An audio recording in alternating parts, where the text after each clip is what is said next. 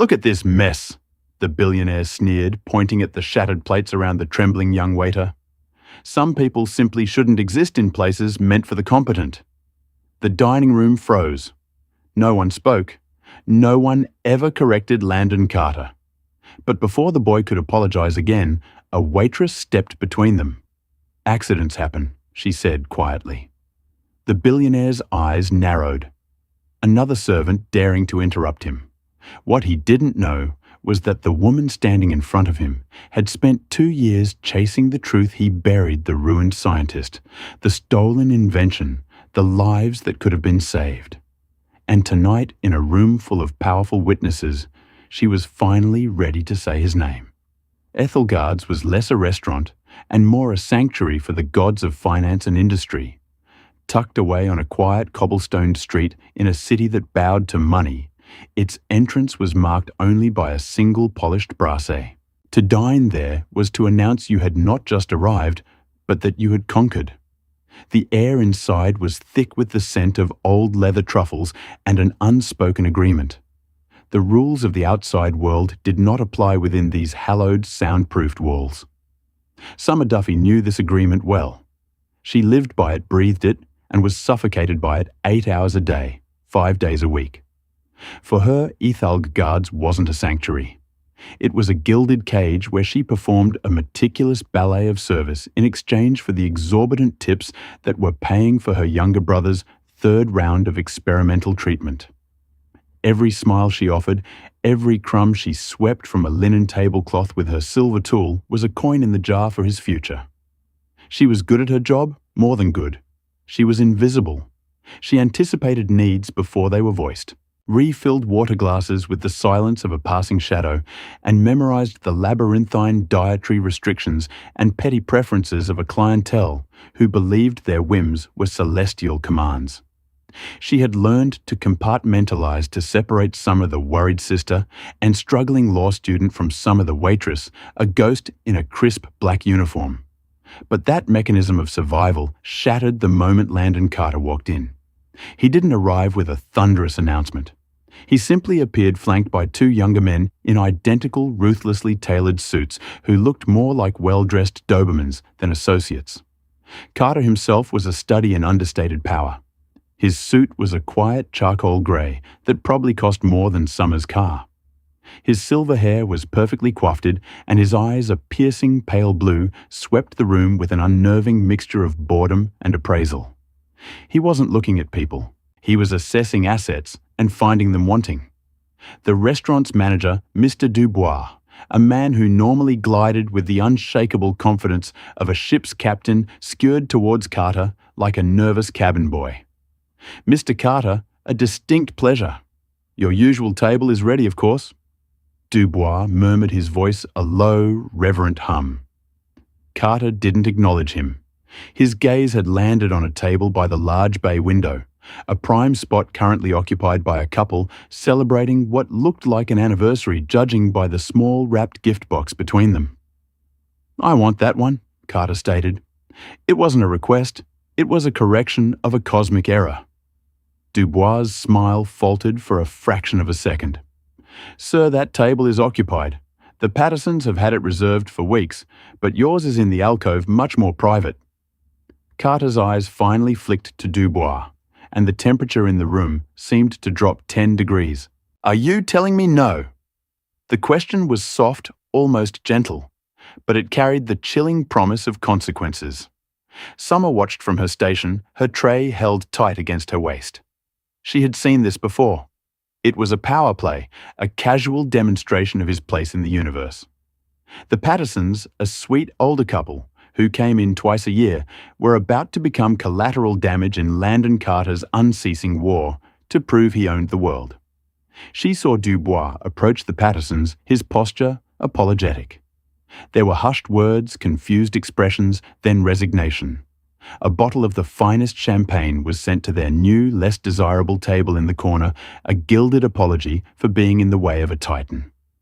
The Pattersons accepted it with tight, forced smiles, their special evening irrevocably tarnished. Carter settled into his newly acquired throne, not even glancing at the displaced couple. He tossed the menu onto the table without opening it. The sea base pan seared not grilled, and tell the chef if the skin isn't crispy, he'll be filleting fish in a dockside shack by morning. A bottle of the 96 Montrachet, and be quick about it. It was Summer's section.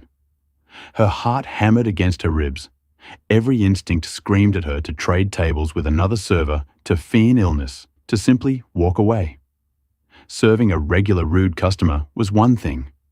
They were background noise, a part of the job's unpleasant texture. But serving Landon Carter felt different. It felt like serving a verdict. Taking a deep, steadying breath, she smoothed her apron and approached the table.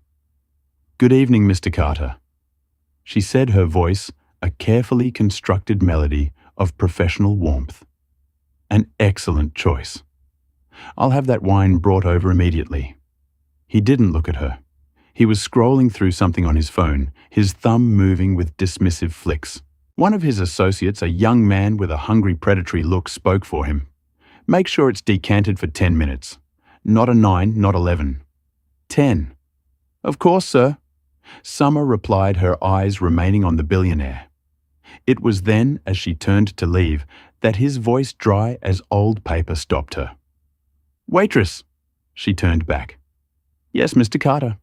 He finally lifted his head, and his pale blue eyes ran over her. A quick dehumanizing scan that made her feel like a piece of furniture. A faint glimmer of something, not recognition, but a flicker of analytical thought crossed his face before it vanished. "There's a scuff mark on your left shoe," he said, his voice flat. "This is Ethel Guards, not a diner. Have some self-respect." He looked back down at his phone, the execution complete. His associates smirked. The silence at the table was absolute. Summer felt a hot flush of shame and anger crawl up her neck. She instinctively looked down. On the toe of her practical, comfortable and meticulously polished black shoe, there was indeed a tiny faint grey mark, probably from bumping against a table leg. It was nothing. It was everything. He hadn't just insulted her. He had reminded her of her station. He had, with a few careless words, reduced her to a flawed object in his perfect world. She was the scuff mark on the shoe. "My apologies, sir. I will attend to it," she managed to say, her voice miraculously even. As she walked away, her fists clenched so tightly, her fingernails dug into her palms. She could feel the sympathetic, piting eyes of other diners on her back. They had all witnessed the casual cruelty, the flick of the wrist that could crush a person's dignity. And no one, not a single soul in that room of powerful people, dared to say a word. They were all part of the gilded cage, terrified of rattling the bars and waking the beast. But as Summer stood in the alcove polishing a meaningless mark from her shoe, something inside her began to shift. The fear was still there. But beneath it, a different feeling was hardening. A cold, sharp, and dangerous resolve. The name Landon Carter wasn't just a name to Summer, it was a wound. It was a story she had chased 2 years ago, back when she was still a wide-eyed journalism student with a fire in her belly and a naive belief that a well-written article could change the world. The memory surged as she decanted the obscenely expensive wine, her hands moving with an autopilot precision she was grateful for. Her mind wasn't in the hushed, opulent dining room of Ethel Guards. It was in a cluttered, dusty workshop filled with the smell of ozone and soldering flux. It was the workshop of Dr. Owen Schmidt. Dr. Schmidt was a brilliant, eccentric biomedical engineer, a friend of her late father's from university. He was the kind of man who forgot to eat because he was on the verge of a breakthrough, whose glasses were perpetually smudged, and whose passion for his work was as infectious as a common cold. Summer had been assigned a puff piece for her university paper, Local Genius, on the cusp of medical revolution. His company, a small, fiercely independent startup called Innovate Diagnostics, was his life's work. He had developed a revolutionary, non-invasive diagnostic tool. It used a proprietary lightwave technology to detect specific protein markers for early-stage pancreatic cancer, a notoriously silent killer. His prototype was clunky, a mess of wires and salvaged parts. But it worked. The preliminary data was astounding. It had the potential to save hundreds of thousands of lives. Summer remembered the excitement in his voice, the way his hands flew, as he explained the complex science in simple, beautiful terms. Imagine Summer.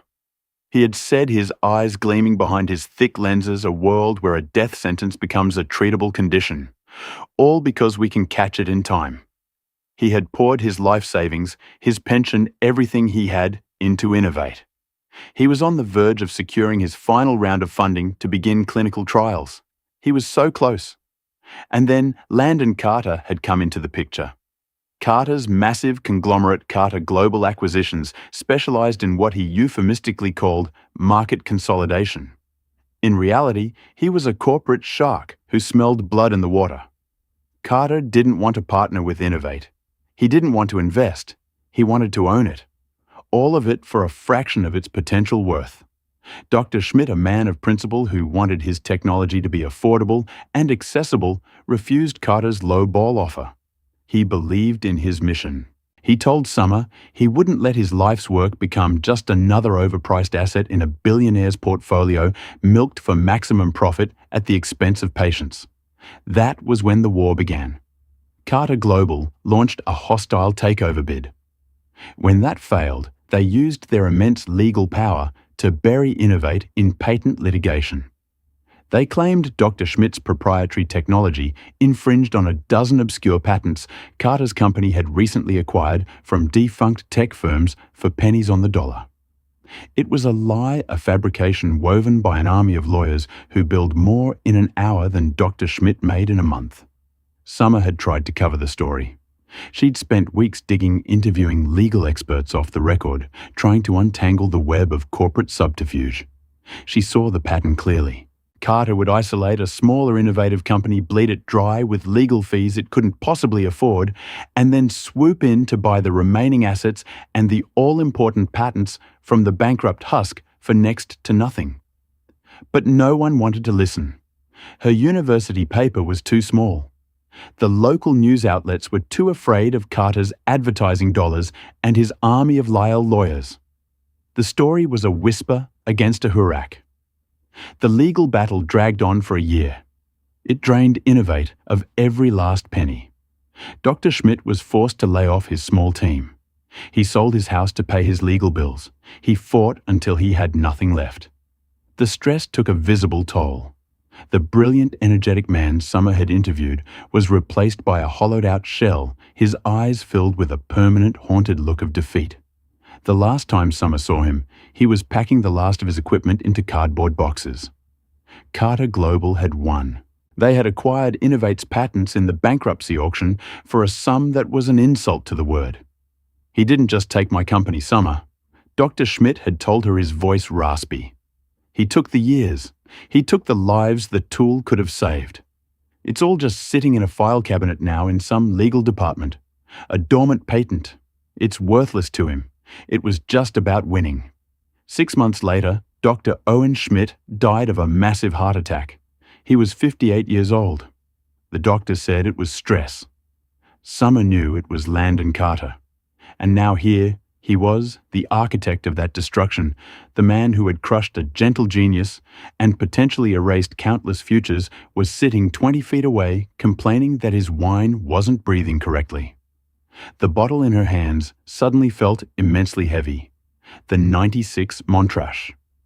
Its price could have funded Dr. Schmidt's legal defense for a month. The carefully constructed walls of her compartmentalization crumbled into dust. This wasn't just a rude customer anymore. This was the man who had killed her father's friend. This was the man who embodied the soulless, predatory greed she was studying law to fight against. He was a ghost at the feast, and only she could see the blood on his hands. Her movements became sharper, more deliberate. She finished decanting the wine, her mind racing. The shame from his comment about her shoe had burned away, replaced by a glacial rage. He didn't remember her. Of course he didn't. To him, she was a waitress with a scuffed shoe. Dr. Schmidt was just another failed acquisition, a footnote in a quarterly report. The lives he impacted were less than gnats to him. She placed the decanter and a single perfect crystal glass on a silver tray. As she approached the table, she saw him differently. Not as an intimidating titan of industry, but as a hollow man, a bully who used his wealth as a shield and a weapon. He was powerful, yes, but his power was built on the wreckage of people like Owen Schmidt. She placed the glass before him with a steady hand. She poured the wine, the pale gold liquid catching the light. "Your 96 Montrach, sir," she said, her voice perfectly level, devoid of the earlier fine warmth. Decanted for exactly 10 minutes, he grunted, not looking up from his phone. As she stood there waiting for him to dismiss her, an idea wild and terrifying began to sprout in the barren ground of her anger. It was a seed of defiance. What if his anonymity was his shield? What if the one thing a man like Landon Carter couldn't stand was being seen, truly seen for what he was, by the people he considered beneath his notice? It was a reckless thought, a career-ending, life-altering thought. It could cost her the job she desperately needed. But as she looked at his indifferent, impassive face, she thought of Dr. Schmidt's empty workshop and the haunted look in his eyes. And for the first time in a long time, the risk felt less significant than the reason. The next few weeks were a masterclass in psychological warfare. Landon Carter became a regular fixture at Ethgard's holding court at his Concord window table 2 or 3 times a week. Each visit was a new performance, a fresh opportunity for him to demonstrate his casual disdain for the world and everyone in it. And each time Summer found herself in his section, a twist of fate orchestrated by Mr. Dubois, who believed her unflappable professionalism was the best defense against Carter's volatile moods. Dubois saw her composure as a shield for the restaurant. Summer saw it as a prison. She endured a litany of petty cruelties. He would send back perfectly cooked steaks, claiming they were a degree off his preferred temperature. He would quiz her on the obscure provincial origins of a cheese smirking when she hesitated for a moment. He would conduct loud, aggressive business calls, forcing the entire dining room to listen to him eviscerate some unfortunate subordinate over a deal. But his most venomous attacks were reserved for the staff. He seemed to take a perverse pleasure in finding a person's smallest insecurity and magnifying it under the full glare of the public spotlight. The breaking point came on a Tuesday night. The restaurant was buzzing, filled with the low hum of expensive conversations. A new waiter, a young man named Leo, was on his first week of service. He was barely 20 with wide, nervous eyes and an eagerness to please that was almost painful to watch. He had been assigned the table next to Carter's. Leo was carrying a heavy tray laden with entree for a party of 6 when he made a fatal error. To navigate a narrow gap, he had to pass close to the back of Carter's chair. As he did, Carter, without looking, shifted his weight and pushed his chair back a few inches. The corner of the chair caught the edge of Leo's tray. The crash was catastrophic. Porcelain shattered, sending shards skittering across the marble floor. A rich border sauce splattered across the back of a woman's cream-colored Chanel jacket at the next table. The entire restaurant fell silent, every head snapping towards the source of the commotion. Leo stood frozen, his face ashen, his eyes wide with horror. He was surrounded by the wreckage of $1,000 worth of food and an incalculable amount of damage to his Nent career. I'm so sorry, sir. He stammered, looking at Carter. Landon Carter slowly turned in his chair. He looked down at the mess on the floor, then at the trembling young man. A slow, cruel smile spread across his lips. He didn't raise his voice. He didn't need to. His words were surgically precise. "Look at this," he said, his voice carrying through the silent room. He gestured to Leo as if he were a particularly disgusting piece of garbage. "Incompetence on legs. What is your name?" "Al Leo, sir," the boy whispered. Leo Carter repeated, savoring the name. "Leo, do you have any concept of the cost of what you've just destroyed? Not just the food, but the disruption, the dry cleaning bill for this lady's jacket, the ambience." He let the words hang in the air. Some people are simply not cut out for this world. They lack the basic motor skills, the spatial awareness to exist without causing damage. You, Leo, are one of those people. Tears welled in Leo's eyes. He stood mortified, unable to move or speak, as dozens of pairs of eyes bored into him. Mr. Dubois was rushing over his face, a mask of frantic apology. But Carter held up a hand to stop him. He wasn't finished. "Tell me, Leo." Carter continued, his voice dripping with condescending curiosity. "What was your grand ambition in life that led you here to dropping plates at my feet?" That was it. That was the moment something in Summer snapped. The carefully constructed dam of her professionalism, her need for this job, her fear. It all broke. She saw Dr. Schmidt's face superimposed over Leo's. She saw the same casual, soul-crushing cruelty that had driven a good man to his grave being used to publicly crucify a terrified boy. Before she even realized what she was doing, she was moving. She stepped forward, placing herself between Carter and the still frozen Leo. She held a clean linen napkin in her hand. "Sir, accidents happen," she said, her voice low but clear, cutting through the thick tension. "Allow us to clean this up. Leo, go to the back. I'll handle this." She didn't look at Leo, but she felt his hesitant retreat. Her eyes were locked on Landon Carter. For the first time, she wasn't looking at him as a waitress to a customer, but as an equal, and he felt it. His smile vanished. His pale blue eyes narrowed. "And who are you?" "The boys' union representative. I am the staff member who is handling this situation." Summer replied, her voice unwavering. She knelt, using the napkin to gingerly pick up the largest piece of shattered plate. She was buying time, trying to de-escalate, trying to get Leo out of the line of fire. Carter leaned forward. "I was speaking to him, not to you. I believe I was teaching him a valuable lesson about consequences. With all due respect," Sir Summer said, rising to her feet. "This is a restaurant, not your boardroom, and our staff are people, not teachable moments for your amusement." A collective gasp, soft but audible, rippled through the dining room. No one spoke to Landon Carter like that. No one. Mr. Dubois looked as if he might faint. He skewered to Summer's side, grabbing her arm. "Miss Duffy, that is quite enough, Mr. Carter. I am so deeply sorry for her insubordination." Carter waved him into silence, his gaze still fixed on Summer.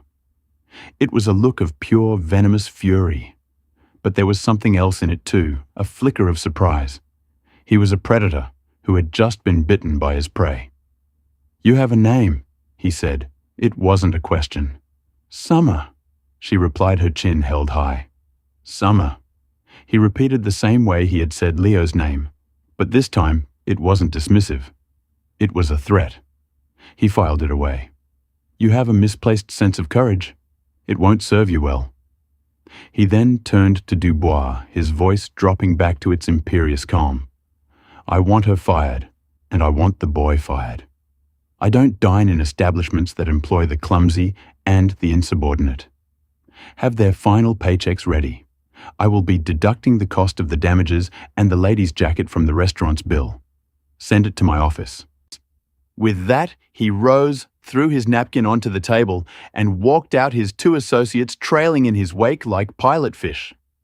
The silence he left behind was heavier than the one he had created. Everyone stared at Summer, some with pity, some with admiration, but most with the uncomfortable look of people who were glad it wasn't them. Mr. the Dubois turned on her, his face pale, and his hands shaking with rage. "What have you done?" he hissed, his voice trembling. "Do you know who that was? He could buy this building and have it torn down out of spite. You are finished here. Pack your things. Get out." Summer looked past him to the corner where Leo was being comforted by another waiter. She had lost her job. She had jeopardized her brother's medical care. A wave of panic washed over her. But as she saw the look of profound, tearful gratitude on Leo's face, the panic subsided, replaced again by that cold resolve. She hadn't just stood up for Leo. She had stood up for Dr. Schmidt. She had stood up for every person Landon Carter had ever stepped on. As she walked to the staff locker room, her career at Ethel Guards in ruins, she knew one thing for certain. This wasn't the end. It was the beginning. He had wanted to make a lesson of Leo, but he had made a far more dangerous enemy out of her. He thought he had fired a waitress. He had no idea he had just armed a witness. The 2 days following her dismissal from Ethel Guards were a blur of anxiety and grim determination. The panic was real and visceral. Every time she looked at the calendar on her kitchen wall, a red circle around the date her brother's next medical bill was due, a knot of ice formed in her stomach. She fired off resumes to every upscale restaurant in the city. But the story of what happened at Ethel Guards traveled fast in the close-knit world of fine dining. No one wanted to hire the waitress who had stood up to Landon Carter. She was radioactive. The fear was a constant companion, but it was the anger that truly fueled her. It was a clean, sharp anger that burned away the fog of despair. Carter hadn't just taken her job. He had tried to take her dignity, just as he had taken Leo's, just as he had taken Dr. Schmidt's life's work. He operated from a fortress of wealth, convinced of his own invulnerability. Summer decided it was time to test the foundations of that fortress. She spent those 2 days not just looking for a new job, but preparing for war.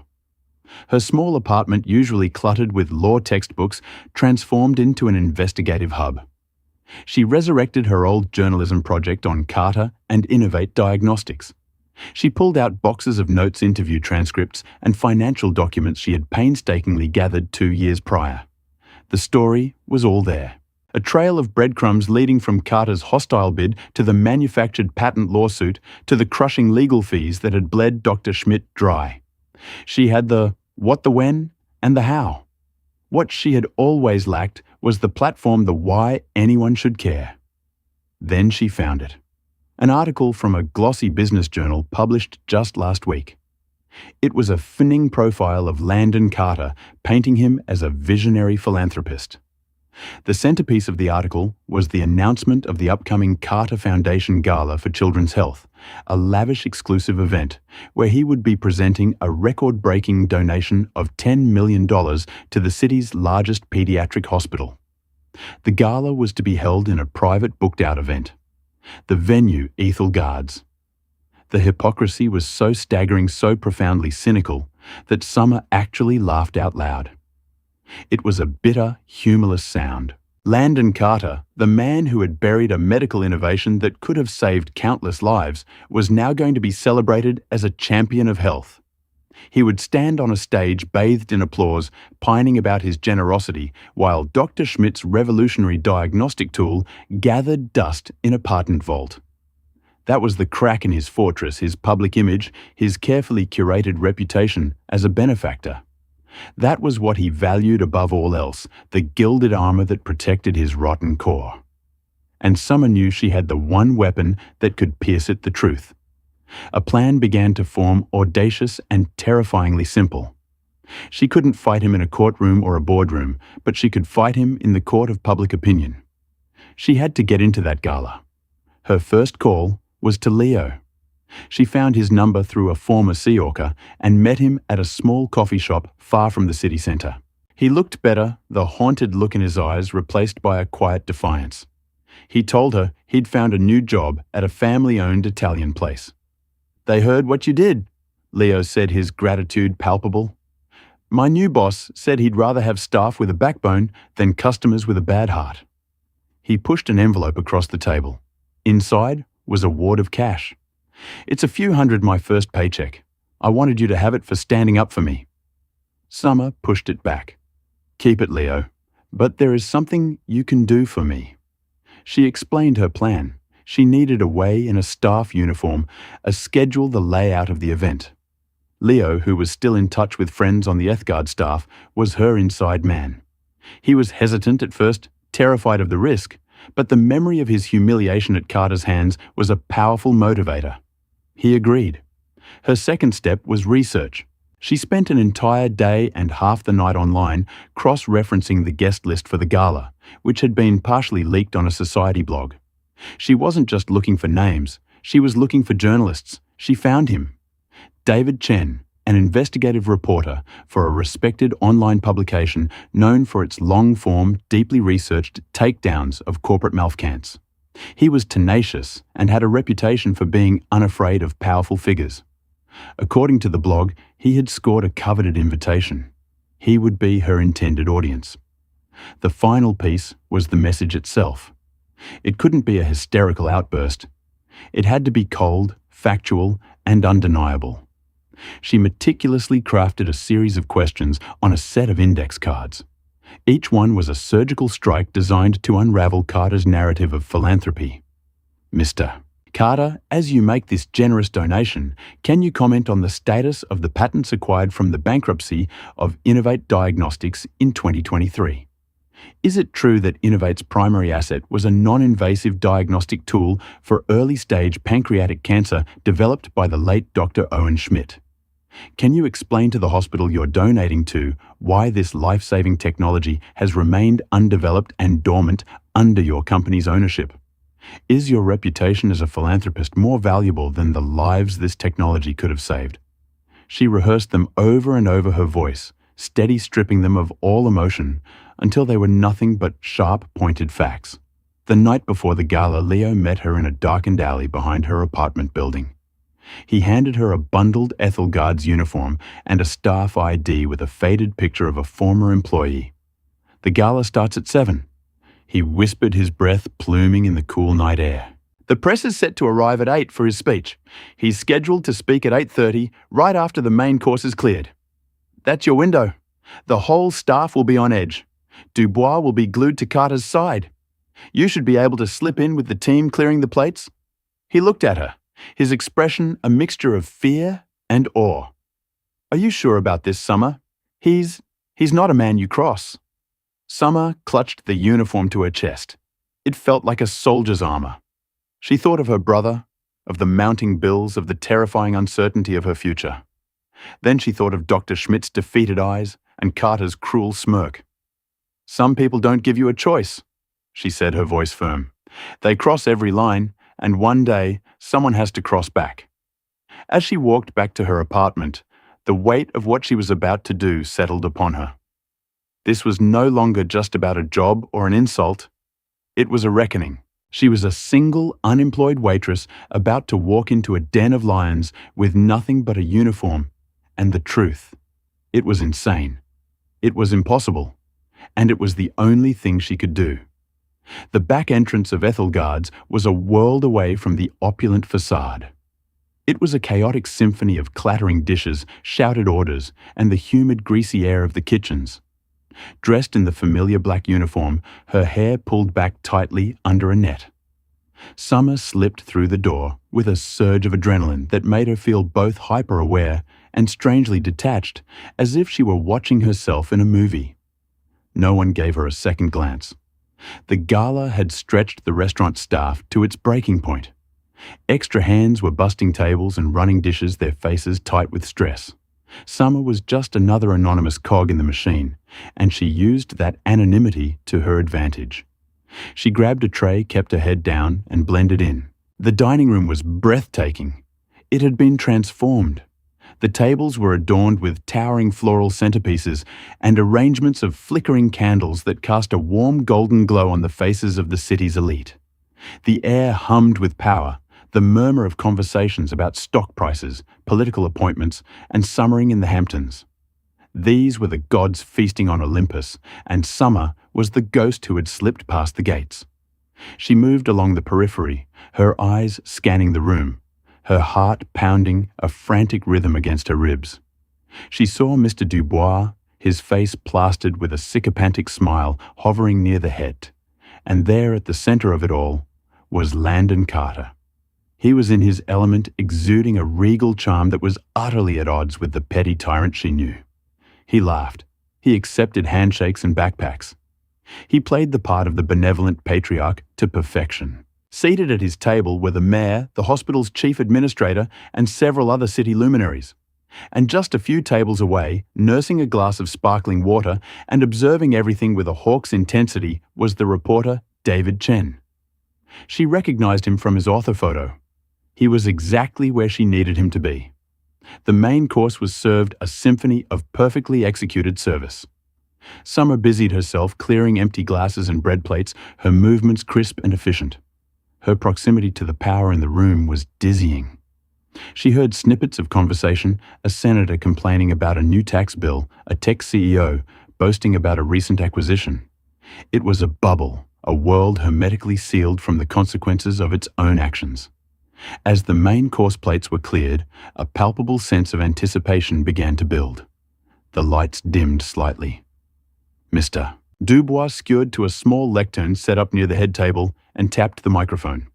"Ladies and gentlemen, if I may have your attention," he began, his voice amplified throughout the room. "It is my profound honor to welcome you to this truly special evening. An evening to celebrate not just generosity, but vision. It gives me immense pleasure to introduce a man whose contributions to our city are immeasurable. The chairman of the Carter Foundation, Mr. Landon Carter." A wave of polite, enthusiastic applause filled the room. This was it, the window Leo had told her about. Carter rose from his seat and strode to the lectern, basking in the applause. He held up his hands, a gesture of humble magnanimity that made Summer's stomach turn. He arranged his notes, took a sip of water, and smiled out at the adoring crowd. Summer's hands were slick with sweat. Her breath hitched in her throat. Every rational thought told her to stop, to turn around, to melt back into the shadows of the kitchen and disappear. This was madness. She would be arrested, disgraced, her life ruined beyond repair. Then she saw David Chen. The reporter wasn't applauding. He was watching Carter with a professional, skeptical detachment, his pen poised over his notebook. He was waiting for the story. Summer thought of Dr. Schmidt.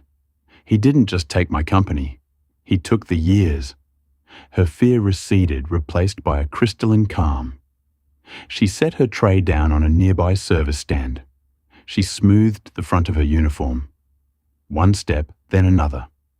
She began to walk from the edge of the room towards the center, her path on a direct collision course with the lectern. She moved with a quiet, deliberate purpose that initially went unnoticed. She was just a waitress, part of the scenery. A few heads turned, their expressions mildly curious. Mr. Dubois, standing beside the lectern, saw her first. A look of confusion crossed his face quickly, followed by dawning horror as he realized who she was and what she was about to do. He took a half step forward, his mouth opening to intercept her. But he was too late. Summer stopped directly in front of the lectern, a few feet from Landon Carter.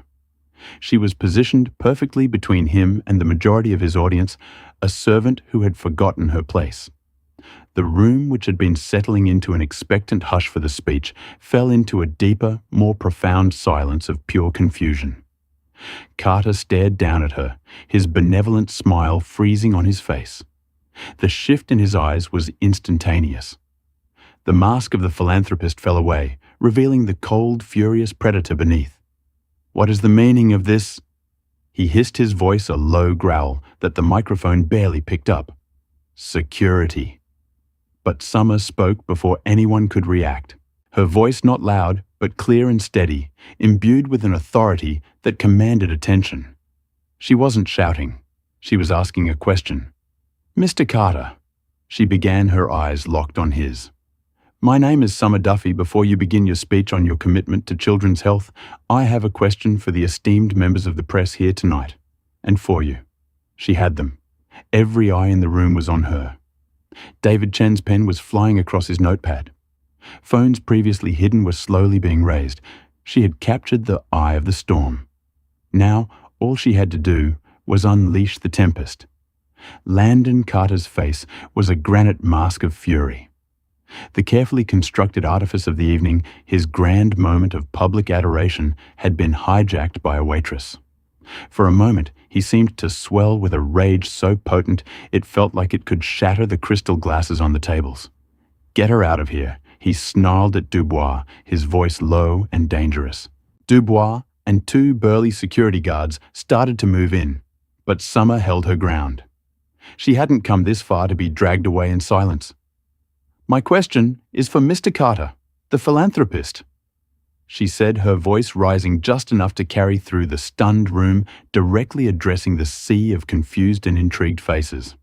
"I'm sure the administrator of the pediatric hospital will be grateful for your $10 million donation. But I wonder if that money is a donation or if it's an indulgence, a payment for a guilty conscience." A wave of scandalized murmurs swept through the audience. This was no longer just an interruption. It was an accusation. David Chen was on his feet, now his phone out recording. Carter's eyes were blazing. This is Leal. This is a pathetic cry for attention from a disgruntled former employee. I am a former employee. That's true. Summer shot back, her voice ringing with conviction. You had me fired for defending a young waiter you were bullying. But that's not why I'm here. She took a breath, holding the index card in her mind's eye. I'm here to talk about Innovate Diagnostics. The name hung in the air. It meant nothing to the glittering audience, but to Carter. It was a spectre at the feast. Summer saw it in the subtle tightening of his jaw, the flicker of something that looked like alarm in his cold eyes. I'm here to talk about Dr. Owen Schmidt. Summer continued pressing her advantage. A brilliant man who developed a non-invasive diagnostic tool that could detect early-stage pancreatic cancer. A technology that could have saved thousands of lives, perhaps the lives of some of the very children your foundation claims to champion. She turned her gaze from Carter to the hospital administrator at the head table, whose face had gone pale. Mr. Carter's company. Carter Global Acquisitions bought Dr. Schmidt's company out of a bankruptcy, Mr. Carter himself engineered through predatory litigation. He acquired the patents for that life-saving technology for pennies on the dollar. She paused, letting the weight of her words sink in. The room was utterly silent now, the only sound the faint hum of the air conditioning. So my first question is this. Summer said, her voice a surgeon's scalpel. Mr. Carter, can you tell us why, for the 2 years since you acquired it, that revolutionary life-saving medical technology has been buried? Why has it remained undeveloped, sitting dormant in your company's patent portfolio? While people continue to receive late-stage death sentences, Carter's composure finally cracked. This is absurd. Patent development is complex. There are market considerations. Further research needed. Or is it because the technology was never profitable enough for you? Summer cut through his blustering defense. Dr. Schmidt's vision was for it to be affordable, accessible. That doesn't align with your business model of maximizing shareholder value at all costs, does it? Is it possible that it was worth more to you as a tax write-off a dead asset than as a tool that could save human lives? The security guards were beside her now, their hands on her arms. But Summer wasn't finished. She twisted to face the audience, to face David Chen's recording phone. My final question is for everyone here tonight, celebrating this man's generosity. She declared, her voice filled with all the righteous fury she had suppressed for 2 years. What is the true measure of a man's charity? Is it the check he writes in the spotlight for good publicity? Or is it the lives he quietly condemns to death in the shadows for a good balance sheet? You are applauding a man who is donating $10 million to a hospital while he sits on a technology that could be worth billions in the currency that truly matters, the currency of saved lives. Enough! Carter roared, his voice finally exploding the microphone, picking up the raw, unrestrained fury of a king whose crown had been knocked from his head. The polished veneer of the philanthropist was gone, replaced by the ugly, snarling face of the bully she knew so well. Get this! This nobody out of my sight! The guards began to pull her away, their grip firm. Summer didn't struggle. Her work was done. As they hauled her through the stunned crowd past the tables of the rich and powerful who are now staring at Landon Carter with new questioning eyes, she locked gazes one last time with David Chen. The reporter gave her a barely perceptible nod, a look of profound respect and journalistic hunger. They dragged her through the swinging doors of the kitchen where the staff stared at her, their faces a mixture of terror and awe. Mr. Dubois was right behind them, his face purple with rage. "You're finished, Duffy," he sputtered. "I'll see to it you never work in this city again. I'm calling the police. You'll be charged with trespassing defamation." Summer simply looked at him, her breathing heavy, but her spirit soaring. She felt a strange sense of peace. She had walked into the heart of the beast's lair and spoken the truth. She had lost her job, her security, and likely her freedom for the night. But as they pushed her out the back door into the cold night air, she knew she had taken something far more valuable from Landon Carter, his carefully crafted lie. The unraveling had begun. The immediate aftermath was as brutal as she had expected. Summer spent 6 hours in a cold, sterile police station answering questions about trespassing and public disturbance. Landon Carter, through his lawyers, had pressed charges. The accusation was that a mentally unstable, vengeful ex-employee had staged a delusional attack. Summer, exhausted, but resolute, told her side of the story calmly and factually to a detective who seemed more bored than convinced. She was released just before dawn, on her own recognizance, walking out into the grey pre-dawn chill of the city, with nothing but her purse and a court summons. Her phone, which had been in a locker, was a firestorm. Hundreds of notifications, missed calls from numbers she didn't recognize, and a text from Leo that just said, "Are you okay? You were incredible." But it was the top search result for Landon Carter that made her stop dead on the sidewalk. It was an article from David Chen published just an hour after the incident. The headline was explosive: "Philanthropist or Predator? Waitress derails Carter Foundation Gala with accusations of buried life-saving medtech." The article was a masterwork of journalistic precision. It detailed the entire confrontation, quoting Summer's questions verbatim. Crucially, it didn't just report her accusations. It began the work of verifying them. Chen had already dug up the public records of Carter Global's acquisition of Innovate Diagnostics from the bankruptcy court. He had found an old university press release about Dr. Owen Schmidt's promising research. The story wasn't just Waitress yells at Billionaire. It was reporter investigates credible claims. The article ended with a chilling sentence: "Landon Carter's foundation donated $10 million to save children last night, but the questions raised by Summer Duffy suggest he may be withholding a cure worth infinitely more. We will be investigating this further." The story went viral. By noon, it was the #1 trending topic on social media. Dhaka Carter Gala and Doho Sadafi were everywhere. The initial narrative pushed by Carter's PR team that she was an unhinged stalker was quickly being eroded by the facts Chen presented. Her single act of defiance had become a spark, and David Chen had thrown gasoline on it. The consequences for Carter were swift and devastating. The hospital, under immense public pressure, announced it was reviewing the ethical implications of the donation. Several high-profile board members of the Carter Foundation resigned, citing a need for transparency. The stock price of Carter Global acquisitions dipped, then slid as investors grew nervous. The fortress was crumbling. Summer became a reluctant public figure. Her photo was everywhere. She was hounded by reporters. Some outlets painted her as a hero, a modern-day David against Goliath. Others, fueled by Carter's aggressive legal team, portrayed her as an opportunistic fraud. She ignored them all, hiding out in her apartment. The anxiety about her brother's medical bills, now a raging fire. She had won the moral victory, but the practical realities of her life were closing in. A week later, a thick envelope arrived. It wasn't another legal threat. It was from a top-tier law firm that specialized in whistleblower cases. Inside, a letter explained that a consortium of former Innovotech employees, emboldened by her actions, had come forward. They had documentation lab results and internal memos that proved the efficacy of Dr. Schmidt's device and corroborated the story of Carter's predatory tactics.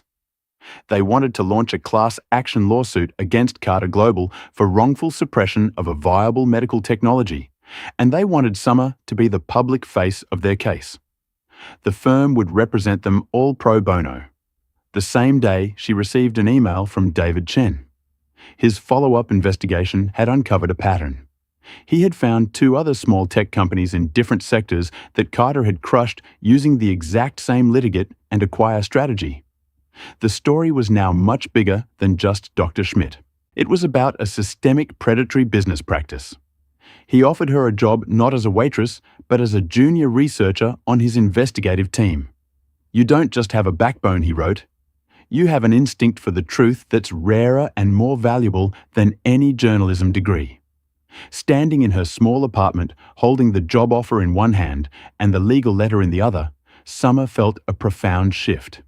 The fear was finally gone, replaced by a sense of purpose that felt like sunlight after a long, dark night.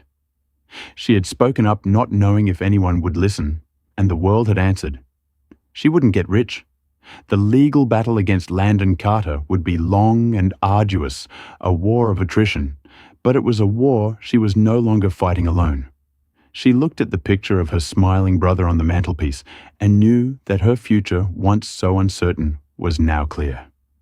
She would not be serving the powerful in silence anymore. She would be holding them to account one buried truth at a time. Her voice, once a whisper, in a gilded cage, had become an echo that was shaking the foundations of an empire.